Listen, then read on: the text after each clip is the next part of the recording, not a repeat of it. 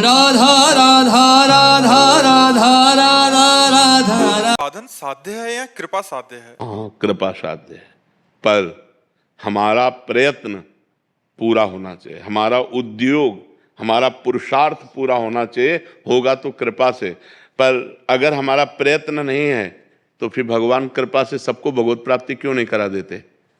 सब मम प्रिय सब मम उपजाए, भगवान के सब प्यारे हैं, लेकिन भगवत प्राप्ति उसी को होती है जो प्रयत्नशील होकर साधन पक्ष को पुष्ट करता हुआ भजन करता है और आश्रय रखता है कृपा का, उसको भगवत प्राप्ति हो जाती है।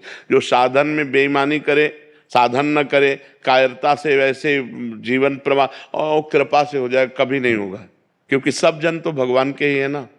तो भगवान की कृपा का अधिकारी वही होता है जो मन वचन कर्म से प्रयत्न करता है भगवत प्राप्ति के लिए। नाम जप करना, भगवान नाम कीर्तन करना, भगवत कथा सुनना, भगवत सेवा करना, तो उसके हृदय में जो भाव उत्पन्न होता है उसी भाव से भगवत प्राप्ति हो। बिना साधन के भाव कैसे आ जाएगा? इनके अंदर भाव नहीं आया, इनके अंदर भाव नहीं आया, और एक साधन कर रहा उसके अंदर भाव आ गया, तो साधन पक्ष से भगवत प्राप्ति नहीं होती, ये हम बात मान सकते हैं, लेकिन साधन पक्ष से ही भगवत कृपा का अनुभव होता है। अगर साधन नहीं, जो जितनी कोटि का साधन करता है उतने उच्च कोटि का महात्मा होता है, आप विचार करके देखना। पर अभिमान रहित होने के लिए हम कृपा का आश्रय लेते हैं कि कहीं हमें साधना का अभिमान ना हो जाए। तो यह कि भगवत प्राप्ति कृपा से होती है, ये साधन उस कृपा तक पहुंचने के लिए है।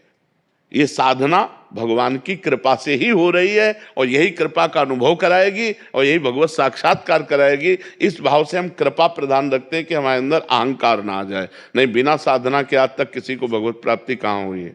साधन पक्ष तो लेना ही पड़ता है। बिना साधन पक्ष के, बिना भजन के, बिना संयम नियम के, बिना आराधना के किसको भगवत प्राप्ति हो गई है? जितने भी संत महात्मा ऋषि मुनि जो भी रसिक जन हुए, सबने आराधना की, साधना की, तभी भगवान को प्राप्त। जिसकी उच्च कोटि की जितनी साधना रही उतने उच्च कोटि का वो संत हुआ है। तो खूब आराधना करना है, पर आश्रय कृपा का रखना है कि भगवान की कृपा से ही ये आराधना हो रही है।